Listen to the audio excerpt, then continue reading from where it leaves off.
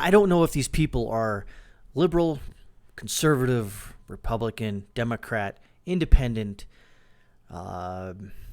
libertarian, socialist, communist, Marxist. Have no idea.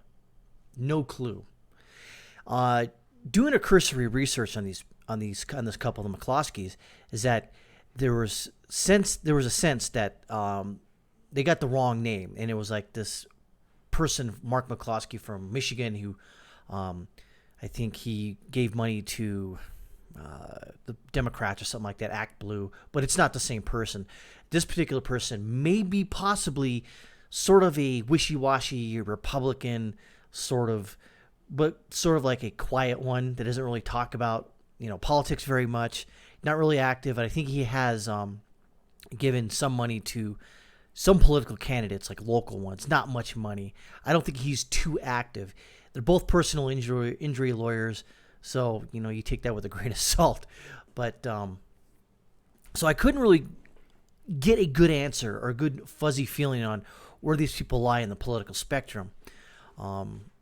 Again, I don't really think it matters at this point.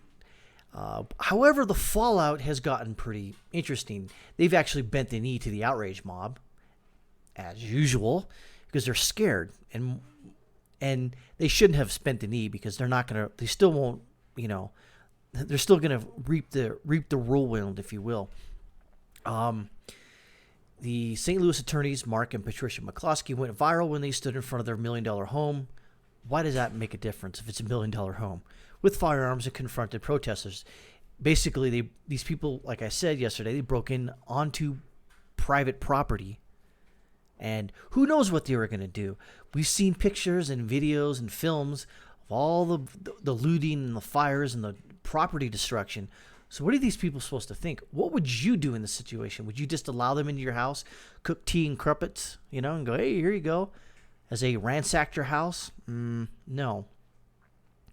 But now Circuit Court Attorney Kim Gardner, of course, she's a piece of work, has vowed to have them investigated. For what? Don't know. But it's easier for them to arrest these people and get rid of them, and have them, take the hit for this, instead of the other people who actually did break the law and break into someone's private property. Mark, armed with a rifle, Patricia with a handgun, stood outside as protesters marched by on the way to Democratic St. Louis Mayor Lyda, whatever, Crusten's home. The protesters had broken down a gate to march onto the private drive. And McCloskey repeatedly yelled at them that it was private property.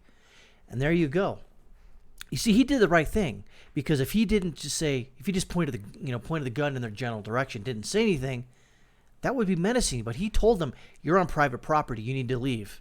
He issued them a trespass warning. Didn't help. They kept on walking. The protesters had broken down the gate. And moving right along here. And you see the video. Need to show it again. Okay, here's the statement from this pathetic person called Kimberly M. Gardner. Terrible person. I'm alarmed at the events that occurred over the weekend where peaceful protesters... Let me ask you this something there, Miss Gardner. How many times have someone who is peaceful broken down a gate onto private property? That's not peaceful. That's actually a violent act. I don't care how you parse it. It's a violent act. We're met by guns and a violent assault. What assault? There was no assault. We must protect the right to peacefully protest. Okay, then don't break down the goddamn gate. How about that? And any attempt to chill it through intimidation or threat of deadly force will not be tolerated. Again, according to the homeowners, they were threatened with their life, threatened their dog's life, and they were said they were going to burn their house down. Can we confirm that? That's he said, she said. But they were obviously terrified and concerned about a violent mob, potentially. Just have to look on the news and see what usually goes on when these peaceful protests. My office is currently working with public and police to investigate these events. Make no mistake, we will not tolerate the use of force against those exercising their First Amendment rights. So people have no right to be secure in their persons and papers and their home and their property. Ah, what amendment is that? So the protesters broke a certain amendment, but that's okay. But the first, that we care about that. You can't use the second. Okay. I will use the full power of the Missouri law to hold people accountable. So, according to St. Louis Police Department is reportedly investigating the incident as a fourth-degree assault by intimidation. But by who? Police investigating St. Louis incident are considering it a case of fourth-degree assault by intimidation by the protesters. If I'm going to read that rightly, they want to investigate the protesters for fourth-degree intimidation and possibly trespassing. You don't see that. Hey, Miss Gardner, have you seen the sign outside of that before the gate? It says, private drive, no trespassing signs. Oh, that's right. You don't care about that because you're a filthy goddamn liberal. St. Louis University constitutional law professor Anders Walker told the St. Louis Dispatch that if anyone broke the law, it was the protesters. Portland Place, where the McCloskeys lives, is a private gated street, and the protesters were trespassing at the time of the confrontation. There you go. That's from a constitutional law professor. Okay, so a couple in St. Louis defend their home. Further context shows that the protesters were trespassing on a private street when the St. Louis couple pulled out their guns to defend their home. There's no right to protest on those streets. The protesters thought they had the right to protest, but as a technical matter, they were not allowed to be there, Walker explained. It is essentially a private estate.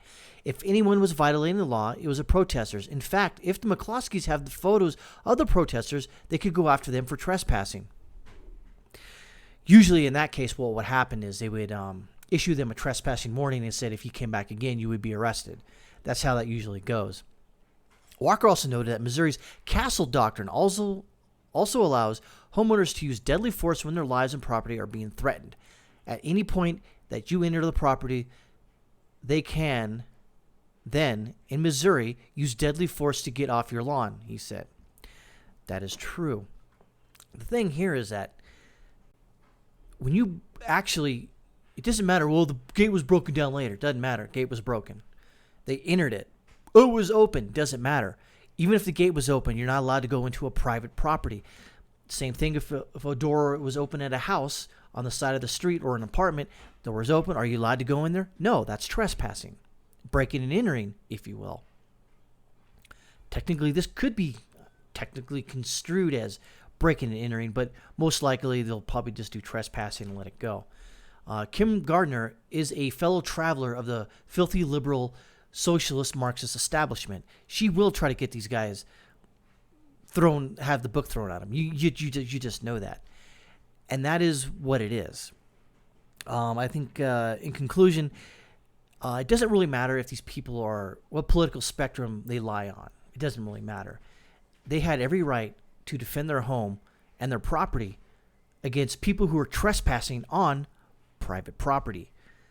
And if the circuit court attorney there wants to screw these people over, they can, but nothing's going to happen. These people have means, obviously. They're wealthy. They're lawyers, and they know people who will defend them vigorously in court. So even if they do go to court, whatever, they're not going to go to jail. Nothing's going to happen to them. Possibly, the trespassers might see some civil action, I guess. But I think at the most, they're just going to get a trespassing warning, and that's it. Because I don't know how you can identify them all. Probably can through a cursory investigative body. Other than that, let's just let this go, Kim Gardner. Let it go. Because if you don't, more people who see this, and if this happens again, something similar, the result or the aftermath or the after effects of all this may be worse off than what happened here.